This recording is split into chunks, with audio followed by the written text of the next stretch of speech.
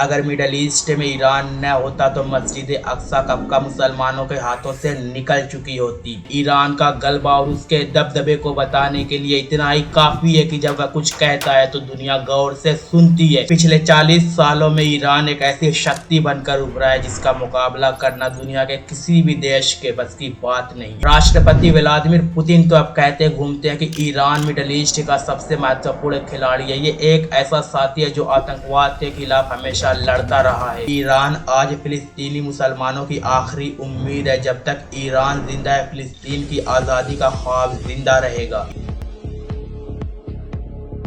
Iran middle east का वह शेर है जिसकी दहाड़ पूरे इलाके में दहशत पैदा कर देती है। ये मिडल ईस्ट का वह बॉस है जिससे उलझने की हिम्मत न तो अमेरिका में और न ही उसके सहयोगी देशों में। दुनिया की सुपर पावर कही जाने वाली ताकतें भी एकजुट होकर आज तक ईरान का बाल भी बाका नहीं कर पाई। ट्रंप ने कभी ईरान के बारे में कहा था ये दुनिया के लिए सबसे बड़ा खतरा है, मतलब कि उनके लिए। अमेरिका की गद्दी हो या ब्रिटेन का राजपाट, एक देश जिसका डर मिडल ईस्ट के दिलों में हमेशा जिंदा रहता है वह है ईरान का आज, यानी द टाइम बीइंग। अमेरिका की गद्दी पर ट्रंप फिर से बैठ चुका है, लेकिन एक नाम जिसकी दहशत उसके दिलों में दशकों से चली आ रही है वह है ईरान का पिछला 40 साल। पिछले 40 सालों में ईरान एक ऐसी शक्ति बनकर उभरा है जिसका मुकाबला करना दुनिया के किसी भी देश के बस की बात नहीं। यूनाइटेड स्टेट से लेकर सोवियत यूनियन और ग्रेट ब्रिटेन न जाने कितने आए और चले गए, लेकिन वह ईरान के असर और पावर को कम नहीं कर पाए। ईरान के बारे में कहा जाता है कि यह वह धरती है जहां आकर सुपर पावर्स भी दम तोड़ देती हैं। ईरान का गलबा और उसके दबदबे को बताने के लिए इतना ही काफी है कि जब वह कुछ कहता है तो दुनिया गौर से सुनती है। जब वह कुछ बोलता है तो उसके शब्दों के मायने निकाले जाते हैं। ईरान के बारे में इजराइल के पूर्व प्रधानमंत्री एहूद ओलमर्ट ने कहा था कि जब ईरान कहे कि हम इजराइल को दुनिया के नक्शे से मिटा देंगे, जब ईरान कहे कि वह ऐसा न्यूक्लियर बम बना रहा है जो 3000 किलोमीटर तक हमला करने की क्षमता रखता है, तो दुनिया को इसे नजरअंदाज नहीं करना चाहिए बल्कि उससे डरना चाहिए। ईरान यूरोप और अमेरिका के लिए उतना ही बड़ा खतरा है जितना कि वह इजराइल के लिए। मोसाद के पूर्व चीफ योसी कोहेन ने तो यहाँ तक कह दिया था कि जरूरत है कि ईरान की निगरानी की जाए और उसके खिलाफ कड़े कदम उठाए जाएं। ईरान आज दुनिया का सबसे ताकतवर मुस्लिम देश है और यह बात उसके विरोधियों को खटकती है कि भला कौन ही देश चाहेगा कि एक मुस्लिम देश का शुमार दुनिया की सबसे ताकतवर शक्ति के रूप में होने लगे। वैसे भी ग्लोबल पावर इंडेक्स के सर्वे के मुताबिक ईरान सैन्य शक्तियों के मामले में दुनिया के 145 देशों में 14वें स्थान पर है। ईरान के पास ऐसे हथियार, ऐसी टेक्नोलॉजी है जो दुश्मन को विरोध करने पर मजबूर कर देती है। अमेरिका के राष्ट्रपति जिमी कार्टर ने एक इंटरव्यू में कहा था कि उन्होंने सोवियत यूनियन के खिलाफ अफगानिस्तान में अलकायदा की मदद की थी, लेकिन वही काम जब ईरान करता है तो अमेरिका जैसा देश उसे आतंकवाद घोषित कर देता है। अमेरिका की पूर्व secretary of state Hillary Clinton ने अपनी एक रिपोर्ट में लिखा था कि ईरान आतंकवादी संगठनों का समर्थन करता है। 2016 में एक स्पीच के दौरान उन्होंने कहा था कि सभी देशों को मिलकर ईरान के खिलाफ एक्शन लेना चाहिए और उसकी जिम्मेदारी तय करनी चाहिए। जिस तरह से दुनिया पर उसका प्रभाव है इससे वह हम सब के लिए खतरा बन जाएगा। हिलरी क्लिंटन के यह शब्द बता रहे हैं कि डर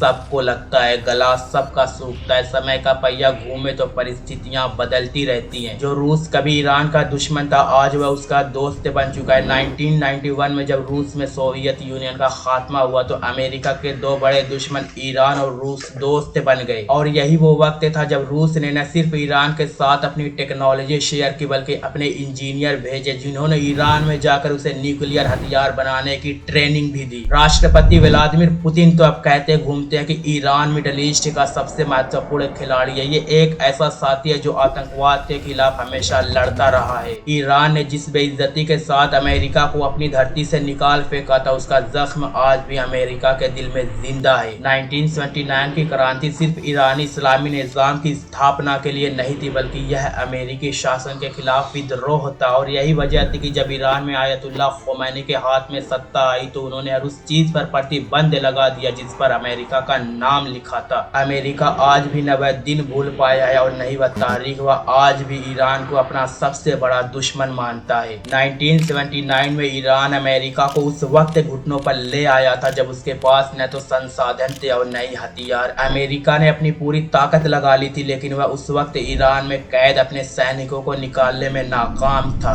अमेरिका के राष्ट्रपति और दुनिया पर अपना रंग झाड़ने वाले जिमी कार्टर से जब पूछा गया कि उनकी जिंदगी की सबसे बड़ी शिकस्त क्या थी, तो उन्होंने कहा कि ईरान का रेस्क्यू मिशन, जिस कारण अमेरिकन को ईरान छोड़कर भागना पड़ा। 1985 में अमेरिकन सीनेट ने एक रिपोर्ट प्रकाशित की और बताया कि अगर ईरान इसी तरह से तरक्की करता रहा तो अगले 7 सालों में परमाणु बम बनाने में कामयाब हो जाएगा। और न जाने कितनी रिपोर्ट्स मोसाद और CIA प्रकाशित कर चुके हैं, जिन्हें देखकर लगता है कि अगर मिडल ईस्ट में ईरान न होता तो मस्जिद अक्सा कब का मुसलमानों के हाथों से निकल चुकी होती। अमेरिका के पूर्व राष्ट्रपति जॉर्ज H.W. बुश ने कभी कहा था कि निसंदेह ईरान हमारे लिए खतरा है, क्योंकि उसका मकसद हमारे सबसे मजबूत साथी इजराइल को बर्बाद करना है। ये दुनिया के अमन और हमारे गठबंधन के लिए खतरा है। मैं खुले तौर पर ये स्पष्ट कर देना चाहता हूँ कि अगर इजराइल को कोई भी खतरा हुआ तो हम उसकी हिफाजत के लिए अपनी पूरी मिलिट्री और सैन्य शक्ति झोंक देंगे। नेतन्याहू ने 2012 में यूनाइटेड नेशन में भाषण देते हुए कहा था कि ईरान की न्यूक्लियर हथियारों की पाने की ख्वाहिश दुनिया के लिए खतरा है। अंतर्राष्ट्रीय ताकतों को चाहिए कि वह ईरान के न्यूक्लियर प्रोग्राम को जड़ से उखाड़ फेंके। इजराइल भी जानता है कि मुस्लिम देशों में ईरान ही है जो उसका मुकाबला करने की हिम्मत रखता है, वरना अरब देशों की गैरत तो मर चुकी है। इजराइल जैसे देश, जिन्हें अमेरिका जैसे देशों का समर्थन हासिल है, वह भी ईरान से खौफ खाते नजर आते हैं। पिछले दिनों जब ईरान ने इजराइल पर हमला किया था तो नेतन्याहू बनकर में घुस गया था। यह उस नेतन्याहू का हाल है जो ईरान को नक्शे से मिटाने की बात करता है। ईरान जालिमों के लिए एक लश्कर और वह एक ऐसी तलवार है जिसका जख्म बर्दाश्त करना हर किसी के बस की बात नहीं। पूरी दुनिया में 57 से अधिक मुस्लिम देश हैं, लेकिन अमेरिका के सामने जो दबदबा ईरान का है वह किसी और कंट्री का नहीं। यहाँ तक कि गाजा के मुद्दे पर सऊदी अरब जैसा देश भी खुलकर उतना विरोध नहीं कर पाया जितना कि ईरान ने किया। ईरान की बढ़ती ताकत और उसकी लोकप्रियता को मुस्लिम विरोधी देश खतरे के रूप में देखते हैं। ईरान पर न जाने इतनी पाबंदियां लगाई गई, लेकिन इतनी पाबंदियों के बावजूद भी ईरान आज दुनिया में सबसे ज्यादा हथियार और सबसे एडवांस टेक्नोलॉजी रखने वाला मुस्लिम देश बन चुका है। अमेरिकी प्रोफेसर नोम चॉम्स्की लिखते हैं कि पश्चिमी मीडिया ने ईरान की जो तस्वीर बनाई है वो बहुत ही नकारात्मक है। सच्चाई तो यह है कि ईरान का प्रभाव बहुत बड़ा है और वह दुनिया के लिए खतरा नहीं बल्कि एक अवसर है। ईरान आज पूरी दुनिया के मुसलमानों का हीरो बन चुका है। फिलिस्तीन को बचाने की जद्दोजहद में गाजा के मुसलमानों के बाद जिस देश ने सबसे ज्यादा नुकसान उठाया उसका नाम ईरान है। ईरान आज फिलिस्तीनी मुसलमानों की आखिरी उम्मीद है। जब तक ईरान जिंदा है, फिलिस्तीन की आजादी का ख्वाब जिंदा रहेगा। ईरान के बारे में अगर कहा जाए तो गलत न होगा कि ईरान की फितरत में कुदरत ने लचक दी है, उतना ही यह उभरेगा जितना कि दबाओगे। वैसे ईरान के बारे में आपके क्या विचार हैं, नीचे कमेंट में जरूर बताएं। क्या आप ईरान को एक ताकतवर देश मानते हैं? अगर हाँ तो इस वीडियो को लाइक और शेयर जरूर करें और ऐसी वीडियो देखने के लिए हमारे चैनल को सब्सक्राइब करें और बेल आइकन को जरूर दबाएं।